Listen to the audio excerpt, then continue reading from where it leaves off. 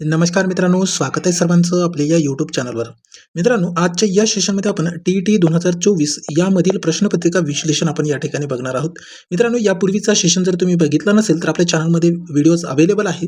आपण याच प्रश्नपत्रिकेमधील मराठी व्याकरणावर प्रश्न कशा पद्धतीने परीक्षेला विचारले होते ते या व्हिडिओ अपलोड केलेला आहेत. मित्रांनो, बघू शकता. आजच्या या सेशनमध्ये आपण बालमानसशास्त्र व अध्यापनशास्त्र या विषयावर प्रश्न कशा पद्धतीने परीक्षेला विचारले गेले आहेत ते बघणार आहोत. मित्रांनो, PYQ सिरीज आपण या ठिकाणी सुरू केलेली आहेत. मग 61 नंबरचा प्रश्न होता. हा सेट बी आहे. मित्रांनो, तुमच्याकडे जर प्रश्नपत्रिका असेल तर सेट बी प्रश्नपत्रिकेमधील आपण या ठिकाणी प्रश्न बघत आहोत. आता या ठिकाणी प्रश्न क्रमांक 61 नंबरचा तुम्हाला स्क्रीनवरती दिसतोय. प्रश्न काय दिले की खाली दिलेल्या विधानांमध्ये कोणते विधान कुमार अवस्थेचे वैशिष्ट्य नाहीत. म्हणजे असा कोणता विधान आहे जो कुमार अवस्थेच्या संदर्भात नाहीत. मग मित्रांनो, काय असेल या प्रश्नाचं अचूक उत्तर? सर्वांनी प्रश्नाची उत्तरं देण्याचा प्रयत्न करायचा आहे. जर तुम्हाला प्रश्नाची उत्तरं देता येत असेल तर मित्रांनो, तुम्ही व्हिडिओच्या कमेंट बॉक्समध्ये उत्तरं टाईप करू शकता. आता या प्रश्नाचं अचूक उत्तर असणार आहे पर्याय 2. कुमार अवस्थेतील सामाजिक संबंध कौटुंबिक संबंधांना पूरक असे असतात. हे कुमार अवस्थेचे वैशिष्ट्य नाहीत. मित्रांनो, मग इतर वैशिष्ट्य असणार आहे. कुमार अवस्थेत मुलामुलींची सत्वाची भावना अत्यंत तीव्र असते. कुमार अवस्थेतील विद्यार्थी प्रौढ होण्याच्या मार्गावर असते. हे बरोबर आहे. त्याच्यानंतरचा पर्याय कुमार वयातील विद्यार्थ्यांच्या गरजा अभिरुची यांचा विचार करून अध्यापन केले पाहिजे. हे तिन्ही विधान हे बरोबर आहे. जे चुकीचं आहे तेच आपल्या प्रश्नाचं उत्तर आहे. ओके. त्याच्यानंतर पुढचा प्रश्न क्रमांक 62 नंबरचा बघा काय दिले. मॅकडुगल यांनी केलेल्या सहज प्रवृत्तीच्या वर्गीकरणामध्ये समाजनिष्ठ या घटकांमध्ये खालीलपैकी कोणत्या प्रवृत्तीचा समावेश होतो? काय असेल मित्रांनो या प्रश्नाचा अचूक उत्तर? तर या प्रश्नाचा करेक्ट उत्तर आपल्याला पर्याय 1 मध्ये दिलेला आहे, प्रार्थना. ठीक आहे. त्याच्यानंतर पुढचा प्रश्न क्रमांक 63 नंबरचा. मित्रांनो, 30 प्रश्न आपण या ठिकाणी बघणार आहोत. त्याकरिता व्हिडिओ शेवटपर्यंत आपल्याला बघायचा आहे. मित्रांनो, बघू शकता प्रश्न अवघड लेवलचे आपल्याला या टी-ई-टी 2024 मध्ये आलेले होते. या ठिकाणी प्रश्न 63 नंबरचा बघत आहोत आपण. एखाद्या गोष्टीचे ग्रहण जेवढ्या जास्त प्रमाणात होईल तेवढी ती गोष्ट आपल्या स्मरणात राहते. ग्रहण हे अध्ययन कोणत्या पद्धतीने केले यावर अवलंबून असते. एखादा उतारा किंवा कविता एका बैठकीत पाठ न करता अधूनमधून विश्रांती घेऊन पाठांतर केले जाते. वेळेच्या विभागणीवर आधारित असलेल्या या पद्धतीला डॅश डॅश असे म्हणतात. मित्रांनो, प्रश्न नीट समजून घ्या. हे डिस्क्रिप्टिव्ह प्रश्न आहे. ठीक आहे. मग याच्यामध्ये काय दिले की एखाद्या गोष्टीचे ग्रहण जेवढ्या जास्त प्रमाणात होईल तेवढी ती गोष्ट आपल्या स्मरणात राहते. ग्रहण हे अध्ययन कोणत्या पद्धतीने केले यावर अवलंबून असते.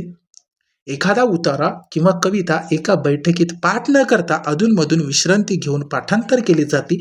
त्यावेळेच्या विभागणीवर आधारित असलेल्या या अध्ययनाला काय म्हणतात? तर मित्रांनो, आपल्या या प्रश्नाचं अचूक उत्तर काय असणार आहे? तर समध्यंतर पद्धती. म्हणजे याच्यामध्ये आपल्याला या ठिकाणी समध्यंतर पद्धती बघा, या शब्दाच्या अर्थातच याचा पूर्ण डिस्क्रिप्शन दडलेला आहे. मित्रांनो, क्लिअर झालंय? पर्याय 2 आपल्या प्रश्नाचं या ठिकाणी करेक्ट उत्तर असणार आहे. त्याच्यानंतर प्रश्न क्रमांक 64 नंबरचा बघा काय दिले. व्यक्ती विशिष्ट परिस्थितीत एका पद्धतीने यश मिळाल्याचा अनुभव घेतल्यावर तादृश्य अशा दुसऱ्या परिस्थितीत ही यश देणारी तिची पद्धती अवलंबितो. हे थॉर्नडाईक यांच्या डॅश डॅश उपपत्तीद्वारे सिद्ध झाले आहेत, असा प्रश्न केलाय. मित्रांनो, मग थॉर्नडाईक यांनी कोणती उपपत्ती मांडलेली आहे? तर लक्षात ठेवा, या प्रश्नाचं उत्तर आहे चेतक प्रतिचार उपपत्ती. हे लक्षात ठेवायचं आहे. मित्रांनो, आपल्या या प्रश्नाचं उत्तर पर्याय 1 मध्ये दिले. चेतक प्रतिचार उपपत्ती हे थॉर्नडाईक यांनी सिद्ध केलेली आहेत. ठीक आहे. महत्वाचा प्रश्न आहे, लक्षात ठेवा. याच्यानंतर पुढचा प्रश्न क्रमांक 65 नंबरचा बघा काय दिले. उद्दिष्टांचे श्रेणीबद्ध वर्गीकरण करताना डॅश डॅश यांनी बोधात्मक क्षेत्राचा विकास कसा होतो व भावात्मक क्षेत्राचा विकास कसा होतो त्याचे 4 टप्पे म्हणजेच उद्दिष्ट निश्चित करून त्यांचा क्रम निश्चित केला आहे. या ठिकाणी काय असेल मग आपल्या या प्रश्नाचं अचूक उत्तर? तर मित्रांनो, आपल्याला पर्याय 2 मध्ये पाहायला मिळतो, डॉक्टर ब्लूम. ठीक आहे. त्याच्यानंतर पुढचा प्रश्न क्रमांक 66 नंबरचा बघा. स्वाभाविकरण, संधिकरण, अचूकता, अनुकरण इत्यादी घटकांचा समावेश उद्दिष्टांच्या श्रेणीबद्ध वर्गीकरणातील खालीलपैकी कोणत्या क्षेत्रात होतो? काय असेल या प्रश्नाचं अचूक उत्तर? तर मित्रांनो आपल्या या प्रश्नाचं करेक्ट उत्तर असणार आहे पर्याय 1 क्रियात्मक क्षेत्र. ठीक आहे, लक्षात ठेवा महत्त्वाचा प्रश्न आहे. त्याच्यानंतर पुढचा प्रश्न क्रमांक 67 नंबरचा बघा काय दिले.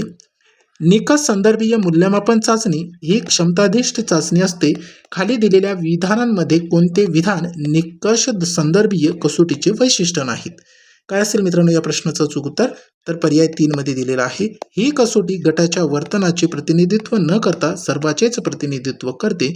हे आपल्याला या ठिकाणी पर्याय 3 मध्ये करेक्ट उत्तर दिलेलं आहे मित्रांनो. ठीक आहे, लक्षात ठेवा मित्रांनो महत्त्वाचे प्रश्न आहे आणि तुम्हाला जर दररोज अशाच पद्धतीने PYQs बघायचे असेल, तुम्हाला रिव्हिजन करायचं असेल तर मित्रांनो आपल्या चॅनलवरती नवीन असाल तर आपल्या चॅनलला सबस्क्राईब करायचं आहे, जेणेकरून जेव्हा आपण व्हिडिओ अपलोड करतो तेव्हा काही सेकंदामध्ये तुम्हाला व्हिडिओचे नोटिफिकेशन मिळून जाते. त्याकरता आपल्या चॅनलसोबत जुळून राहायचं आहे मित्रांनो. सोबतच तुम्हाला जर ह्या क्लासेसची PDF हवी असेल तर आपला टेलिग्राम ग्रुप जॉईन करायचा आहे. त्याच्यामध्ये आपण क्लासेसची PDF प्रोव्हाइड करत असतो मित्रांनो. मग तुम्हाला टेलिग्राम ग्रुप जॉईन कशा पद्धतीने करायचं आहे तर व्हिडिओच्या डिस्क्रिप्शन बॉक्समध्ये जाऊन तुम्ही बघू शकता. आपल्याला त्या ठिकाणी टेलिग्राम ग्रुपची लिंक दिसेल मित्रांनो, त्यावरती क्लिक करून आपला टेलिग्राम ग्रुप तुम्ही जॉईन करू शकता. आता याच्यानंतर आपल्याला पुढच्या प्रश्नाकडे वळायचं आहे. प्रश्न क्रमांक 68 नंबरचा महत्त्वाचा प्रश्न आहे. प्रश्न काय दिले बघा. अध्ययनकर्त्याला विवक्षित पातळीपर्यंत पोहोचवण्यासाठी अपेक्षित दर्जा व त्याचे सध्याचे वर्तन यातील अंतर भरून काढणे आणि विद्यार्थ्याला स्वतःचे मूल्यांकन करायला शिकविणे हे खालीलपैकी कोणत्या घटनाचे किंवा घटकाचे साध्य होते? मित्रांनो अतिशय महत्त्वाचा प्रश्न आहे आणि खूप वेळा अशा पद्धतीचे प्रश्न आपण आपल्या या यूट्यूब चॅनलवरती घेतलेले आहेत. काय असेल मग मित्रांनो या प्रश्नाचं अचूक उत्तर? तर पर्याय 3 मध्ये दिले प्रत्याभरण. ठीक आहे, त्याच्यानंतर समोरचा प्रश्न क्रमांक 69 नंबरचा बघा काय दिले. बुद्धिमत्ता म्हणजे अनेक विशिष्ट क्षमतांचा समुच्चय होय असे सांगून खालीलपैकी कोणत्या मानसशास्त्रज्ञाने बुद्धिमत्ता ही एकजिनसी नसून अनेक क्षमतांचा समुच्चय आहे असे मत मांडून त्यांना प्राथमिक मानसिक क्षमता असे नाव दिले? काय असेल मित्रांनो या प्रश्नाचा अचूक उत्तर? तर पर्याय 1 मध्ये पाहायला मिळतो थर्स्टन. ठीक आहे, लक्षात ठेवा. याच्यानंतर आपण समोरच्या प्रश्नाकडे वळूया. प्रश्न क्रमांक 70 नंबरचा बघा काय दिले. प्रश्न समजून घ्यावा लागतो आणि त्याच्यामध्ये एक्झॅक्ट दिलेलं काय आहे त्यावरून आपल्याला प्रश्नाचं उत्तर शोधता येते मित्रांनो. ठीक आहे, प्रश्न क्रमांक 70 नंबरचा बघा काय दिले. विशिष्ट उद्दिष्ट प्राप्तीसाठी जेव्हा एखादी क्रिया साधन म्हणून उपयोगी पडते तेव्हा ती विशिष्ट क्रिया साधनीभूत होते. यालाच साधक अभिसंधान म्हणतात. खाली दिलेल्या विधानांमध्ये साधक अभिसंधानाविषयीचे कोणते विधान असत्य आहे असं म्हटलंय मित्रांनो. या ठिकाणी सत्य असत्यला हायलाईट करायचं आहे. असत्य विधान आपल्याला ओळखायचं आहे. काय असेल मग या प्रश्नाचं अचूक उत्तर? तर पर्याय 4 मध्ये दिले साधक अभिसंधान उपपत्ती हल्ल या मानसशास्त्रज्ञाने मांडली आहे. हे चुकीचं आहे मित्रांनो. जे चुकीचं आहे तेच आपल्या प्रश्नाचं उत्तर आहे. ओके, मग क्रमन्वित अध्ययनाची कल्पना यावर आधारित आहे. एका वेळी एक पायरी पडताळा सक्रिय प्रतिसाद तत्वावर क्रमन्वित अध्ययनाची मांडणी केली असते. बरोबर आहे, हे पॉझिटिव्ह आहे, हे पण पॉझिटिव्ह आहे मित्रांनो. त्याच्यानंतर यात प्रबलन तत्व महत्त्वाचे आहे.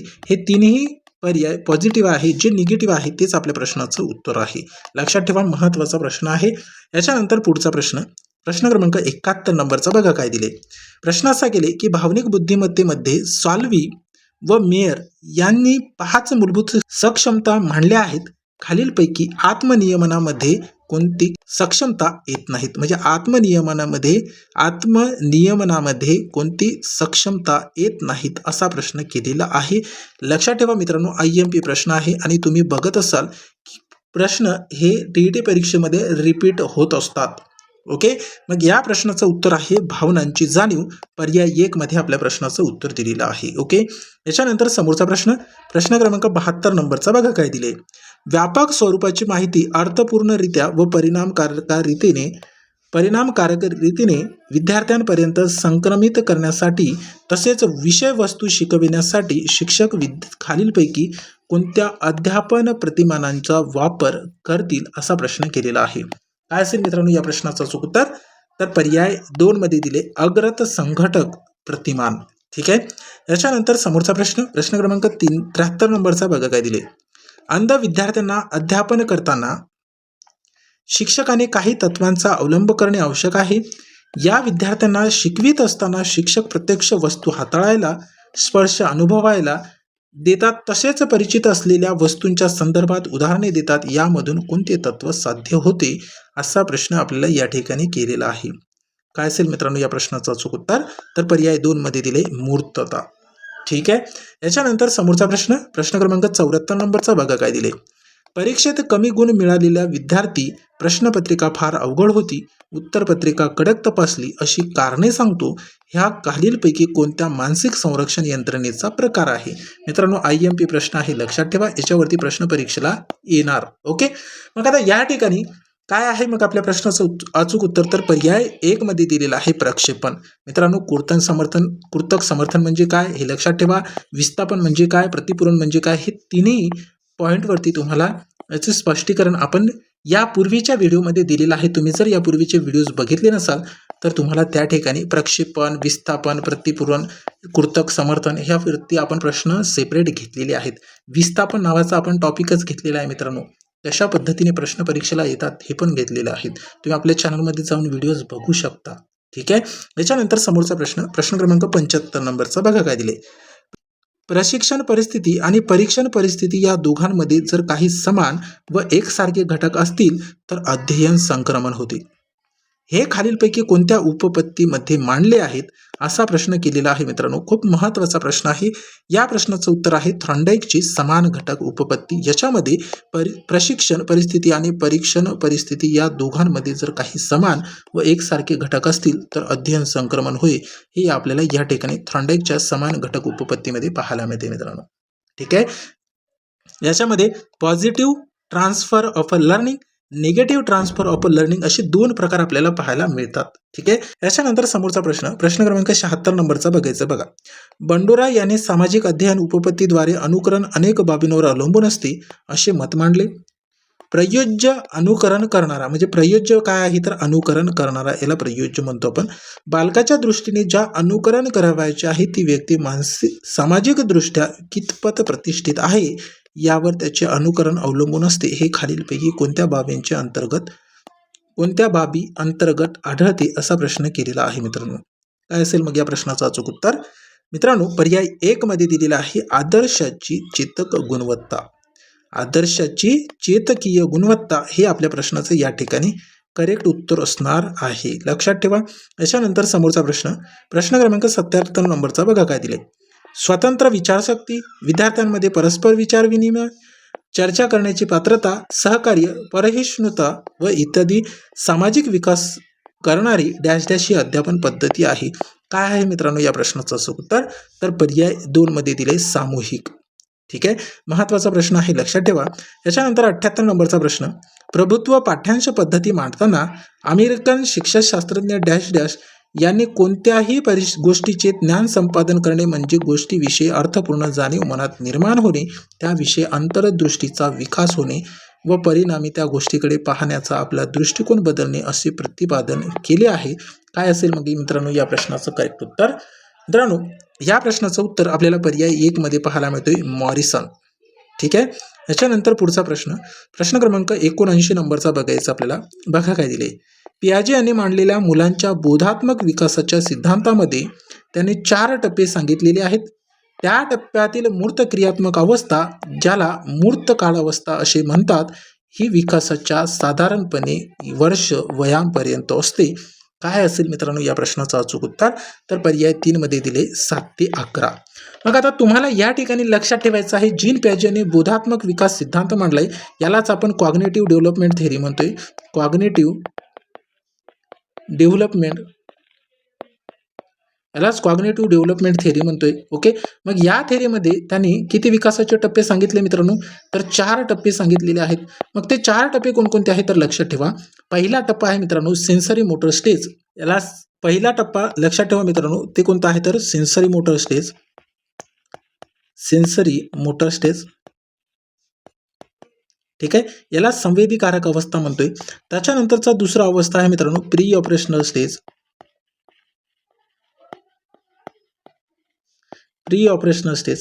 ठीक आहे. ही आहे दुसरी अवस्था.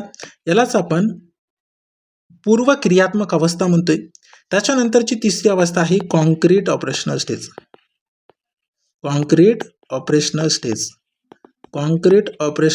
ही जीन पियाजे यांनी मांडलेल्या बोधात्मक विकास सिद्धांतामधील तिसरी अवस्था आहे आणि त्याच्यानंतर शेवटची चौथी अवस्था आहे फॉर्मल ऑपरेशनल स्टेज, यालाच मूर्त क्रियात्मक अवस्था असे म्हणतात. Formal operational stage, operational stage. मग आता या ठिकाणी हे 4 अवस्था जीन पियाजे यांनी बोधात्मक विकास सिद्धांतामध्ये मांडलेल्या आहेत. मग या 4 अवस्थेमध्ये या 4 अवस्थेंच्या काळांना काय म्हटलेलं आहे तर बघा, 0 ते 2 वर्षापर्यंतचा काळ म्हणजे हे सेन्सरी मोटर स्टेज, याला संवेदीकारक अवस्था असे म्हणतात. या अवस्थेला संवेदीकारक अवस्था म्हणतात, लक्षात ठेवा. ठीक आहे. त्याच्यानंतर 2 ते 7 वर्ष हे पूर्व क्रियात्मक अवस्था आहे. काय आहे तर पूर्व क्रियात्मक अवस्था. ठीक आहे. दुसरी स्टेज पूर्व क्रियात्मक अवस्था आहे. त्याच्यानंतरची तिसरी अवस्था आहे मूर्त क्रियात्मक अवस्था. मूर्त क्रियात्मक अवस्था ही तिसरी अवस्था आणि त्याच्यानंतर शेवटची अवस्था चौथी फॉर्मल ऑपरेशनल स्टेज म्हणजे ही मित्रांनो औपचारिक अवस्था आहे. औपचारिक अवस्था. ठीक आहे. आता लक्षात ठेवा, जीन पियाजे यांनी संज्ञानात्मक विकास सिद्धांत म्हणजे बोधात्मक विकास सिद्धांतामध्ये 4 अवस्था मांडल्या होत्या. त्या 4 अवस्थेपैकी पहिली अवस्था संवेदीकारक अवस्था सेन्सरी मोटर स्टेज, दुसरी अवस्था पूर्व क्रियात्मक अवस्था ती प्री ऑपरेशनल स्टेज, त्याच्यानंतरची तिसरी अवस्था कॉन्क्रीट ऑपरेशनल स्टेज म्हणजे मूर्त क्रियात्मक अवस्था आणि चौथी अवस्था औपचारिक क्रियात्मक अवस्था म्हणजे फॉर्मल ऑपरेशनल स्टेज. याला जर तुम्हाला शॉर्टमध्ये लक्षात ठेवायचं आहे तर मित्रांनो लक्षात ठेवा SPCF हे तुम्हाला लक्षात ठेवायचं आहे. Sensory motor stage, pre operational stage, concrete operational stage आणि फॉर्मल ऑपरेशनल स्टेज. ठीक आहे. अशा पद्धतीने आपण या ठिकाणी जीन पियाजे यांनी मांडलेला जो बोधात्मक विकास सिद्धांत आहे समराईज केलेला आहे मित्रांनो. ठीक आहे. लक्षात ठेवा. याच्यानंतर पुढचा प्रश्न क्रमांक 80 नंबरचा बघा काय दिले. शरीर रचना व स्वभाव धर्म यावर आधारित शेल्डन यांनी केलेल्या व्यक्तिमत्वाच्या वर्गीकरणामध्ये स्थूल जीवनाबद्दल आवड असणाऱ्या आनंदी आणि समायोजनक्षम व्यक्तीचा समावेश कोणत्या प्रकारात होतो असा प्रश्न केला आहे. मित्रांनो काय असेल या प्रश्नाचा अचूक उत्तर तर पर्याय 1 मध्ये दिले एंडोमॉर्फिक. ठीक आहे. याच्यानंतर समोरचा प्रश्न क्रमांक 81 नंबरचा बघायचा आहे. इसवी सन 1957 मध्ये मूलगामित्व, ओघवेतपणा, लवचिकता व उत्पादकता हे निर्णायकतेचे घटक संशोधन करून पुढीलपैकी कोणत्या मानसशास्त्रज्ञाने मांडले आहेत. काय असेल मित्रांनो या प्रश्नाचं अचूक उत्तर तर पर्याय 4 मध्ये दिले गिलफोर्ड. ठीक आहे. याच्यानंतर आपण समोरचा प्रश्न बघूया. प्रश्न क्रमांक 82 नंबरचा. मित्रांनो 61 ते 90 पर्यंतचे प्रश्न आपल्याला या ठिकाणी बघायचे आहेत. 30 प्रश्न आहे. किती प्रश्नांचे अचूक उत्तर तुम्हाला देता आले ते कमेंट बॉक्समध्ये तुम्ही मेसेज करू शकता मित्रांनो. बघा 82 नंबरचा प्रश्न काय दिले. विद्यार्थ्यांच्या पूर्वानुभवाचा, पूर्वज्ञानाचा, समस्यांचा शोध घेऊन अध्यापनाची दिशा आखणे आणि उणिवांचा शोध घेऊन अध्यापन करणे ह्या बाबी खाली दिलेल्या अध्यापनाच्या कोणत्या तत्वांमध्ये येतात असा प्रश्न केलेला आहे. काय असेल मित्रांनो या प्रश्नाचं अचूक उत्तर तर पर्याय 3 मध्ये दिले निदानात्मक उपचारात्मक दृष्टिकोन म्हणजे निदानात्मक आणि उपचारात्मक दृष्टिकोन हे या तत्वामध्ये येतात. ठीक आहे. पर्याय 3 आपल्या प्रश्नाचं उत्तर आहे. याच्यानंतर प्रश्न क्रमांक 83 नंबरचा बघा. डॉक्टर ब्लूम यांनी मांडलेल्या उद्दिष्टांच्या भावात्मक पातळीमध्ये कोणत्या घटकानुसार अवधानानंतर विद्यार्थ्यांना एखाद्या कृतीस रस निर्माण होतो, तो रंगू लागतो, समरस होतो, त्यासंबंधी आवड निर्माण होते. काय असेल मित्रांनो या प्रश्नाचं अचूक उत्तर तर पर्याय 4 मध्ये दिलेला आहे प्रतिचार. ठीक आहे. महत्वाचा प्रश्न आहे. याच्यानंतर आपण पुढचा प्रश्न बघूया. प्रश्न क्रमांक 84 नंबरचा बघा काय दिले. पाठ नियोजनासंदर्भात खाली दिलेल्या विधानांमध्ये कोणते विधान पूरक नाहीत ते ओळखा. काय असेल मित्रांनो या ठिकाणी तर पर्याय 4 दिलेले आहे. ते 4ही पर्यायामधून आपल्याला या ठिकाणी असा विधान ओळखायचं आहे जे पाठ नियोजनासंदर्भात पूरक नाहीत ते विधान आपल्याला या ठिकाणी ओळखायचं आहे. मित्रांनो या ठिकाणी पर्याय 2 मध्ये आपल्या प्रश्नाचं उत्तर आहे. बघू शकता. पुस्तककर्त्यापेक्षा वेगळा दृष्टिकोन न ठेवता शिक्षकांनी पाठ्यांशाच्या मांडणीप्रमाणेच पाठ योजना करावी हे या ठिकाणी दिलेलं आहे. मग हे या विधानाशी पूरक आहे तर नाही. मग पूरक असणारे बघा इतर 3 पर्याय आपण या ठिकाणी बघूया. विद्यार्थ्यांच्या प्रवृत्ती, अभिरुची व परिवर्तकांचा योग्य विचार करून पाठाची योजना आखली पाहिजे. म्हणजे विद्यार्थ्यांच्या अकॉर्डिंगली योजना आखली पाहिजे. कशाची? पाठाची योजना आखली पाहिजे. कोणत्याही पाठाच्या पद्धतीमध्ये पाठ योजनेत शेवटी मूल्यमापनाची वाव असावा. म्हणजे शेवटी मूल्यमापनाची वाव हे असायला पाहिजे कोणत्याही पाठाच्या पद्धतीमध्ये, पाठ योजनेमध्ये. हे पण पॉझिटिव्ह आहे मित्रांनो. त्याच्यानंतर पाठ योजना ही अतिविस्तृत स्वरूपाची नसावी, म्हणजे जास्त डिस्क्रिप्टिव्ह जर तुम्ही त्या ठिकाणी पाठ योजना आखली तर ती बोर झाल्यासारखं वाटेल मित्रांनो, बरोबर की नाही. म्हणून आपल्या प्रश्नाचं उत्तर या ठिकाणी पर्याय 2 असणार आहे. याच्यानंतर पुढचा प्रश्न क्रमांक 85 नंबरचा बघा ते काय दिलेला आहे. अनुवंश हा बुद्धिमत्ता व व्यक्तित्व यांच्यावर परिणाम करणारा घटक आहे. बुद्धिमत्ता व व्यक्तीचे गुणधर्म हे अनुवंशिकतेने एका पिढीकडून दुसऱ्या पिढीत संक्रमित होत जातात, असे कोणत्या मानसशास्त्रज्ञाने सिद्ध केलेली आहेत, म्हणजे कोणत्या संशोधनाने सिद्ध केलेली आहेत, असा प्रश्न केलेला आहे मित्रांनो. काय असेल या प्रश्नाचं अचूक उत्तर, तर पर्याय 3 मध्ये दिले फ्रान्सिस गाल्टन. ठीक आहे. याच्यानंतर समोरचा प्रश्न क्रमांक 86 नंबरचा बघा काय दिले. समष्टीवादी संप्रदायाने अवबोधनाच्या क्षेत्रात विशेष कार्य केले आहेत. पुढील पैकी कोणते विधान या संप्रदायाचे वैशिष्ट्य नाहीत. काय असेल मित्रांनो या प्रश्नाचं अचूक उत्तर, तर पर्याय 4 मध्ये दिले वस्तूच्या निरनिराळ्या भागांचा अवबोध स्वतंत्रपणे होऊन नंतर त्यांचे संघटन व्यक्तीकडून केले जाते, हे या ठिकाणी संप्रदायांचे वैशिष्ट्य नाही. कोणत्या, तर समष्टीवादी संप्रदायाने अवबोधाच्या क्षेत्रात विशेष कार्य केले आहेत, हे विधान या संप्रदायाचे वैशिष्ट्य नाहीत, असा प्रश्न या ठिकाणी केला होता. तर पर्याय 4 आपल्या प्रश्नाचं उत्तर आहे मित्रांनो. ठीक आहे. याच्यानंतर समोरचा प्रश्न क्रमांक 87 नंबरचा बघा काय दिले. मानसशास्त्रातील विविध अभ्यास पद्धतींपैकी प्रायोगिक पद्धतीच्या मर्यादांविषयी खाली काही विधाने दिली आहेत.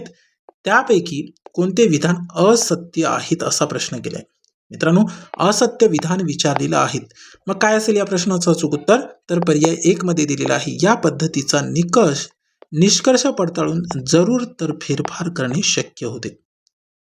हे चुकीचं आहे मित्रांनो. हे काय आहे, तर चुकीचं आहे. जे चुकीचं आहे तेच आपल्या प्रश्नाचं उत्तर आहे. ओके. मनुष्याला भावना लपविता येतात, त्यामुळे निष्कर्षावर परिणाम होतो, हे पॉझिटिव्ह आहे. ज्या व्यक्तीवर प्रयोग करावायचा आहे तिची वृत्ती प्रयोगाला अनुकूल नसेल तर भलतेच परिणाम आढळून येऊ शकतात, हे पण पॉझिटिव्ह आहे. काही समस्यांच्या बाबतीत प्रयोग करता येत नाहीत, हे पण पॉझिटिव्ह आहे मित्रांनो. पर्याय 1 आपल्या प्रश्नाचं या ठिकाणी उत्तर आहे. ठीक आहे. याच्यानंतर समोरचा प्रश्न क्रमांक 88 नंबरचा बघा काय दिले. खालीलपैकी कोणत्या ग्रंथीद्वारे अनेक जीवनरास तयार होतात, त्यापैकी एका रसायनाचा परिणाम शरीराचा बांधा व आकारमान यावर होतो. काय असेल मित्रांनो या प्रश्नाचं अचूक उत्तर, तर ह्या प्रश्नाचं करेक्ट उत्तर आपल्याला पर्याय 2 मध्ये दिले मस्तिष्क ग्रंथी. ठीक आहे. याच्यानंतर समोरचा प्रश्न क्रमांक 89 नंबरचा बघा काय दिले. संबोधनाचा विकास होत असताना तास, दिवस, महिने, वर्ष हे संबोध हळूहळू निर्माण होऊन डॅश डॅश वर्षाच्या वयापर्यंत भूत, वर्तमान व भविष्य यातील फरक मुलांना कळू लागतो. काय असेल मित्रांनो या प्रश्नाचं अचूक उत्तर, तर पर्याय 3 मध्ये दिलेला आहे 5 ते 6. ठीक आहे. याच्यानंतर आजच्या या सेशनचा हा शेवटचा प्रश्न क्रमांक 90 नंबरचा बघा काय दिले. एखादा गायक किंवा चित्रकार आपल्या कलेत इतका रमून जातो की त्याला स्थल कालाचे भान राहत नाहीत, या प्रकारच्या अवधानाला डॅश डॅश असे म्हणतात. काय असेल मित्रांनो या प्रश्नाचं अचूक उत्तर, तर पर्याय 1 मध्ये दिले अभ्यस्त अवधान असे म्हणतात.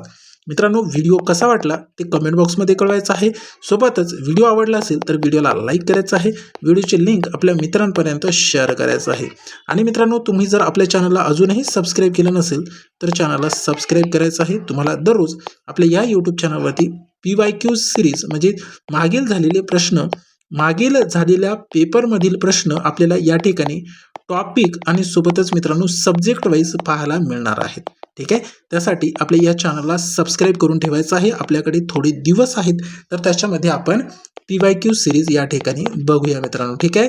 भेटूया समोरच्या सेशनमध्ये सामाजिक शास्त्र याच पेपरमधील सामाजिक शास्त्र या विषयावरील जेवढे काही प्रश्न आहेत ते सर्व प्रश्न आपण पुढच्या सेशनमध्ये घेऊन येणार आहोत मित्रांनो. यापूर्वीचा मराठी व्याकरणावरचा व्हिडिओ जर तुम्ही बघितला नसेल तर मी व्हिडिओच्या डिस्क्रिप्शन बॉक्समध्ये त्याची लिंक देतोय किंवा तुम्ही आपल्या चॅनलमध्ये जाऊन बघू शकता मित्रांनो. ठीक आहे.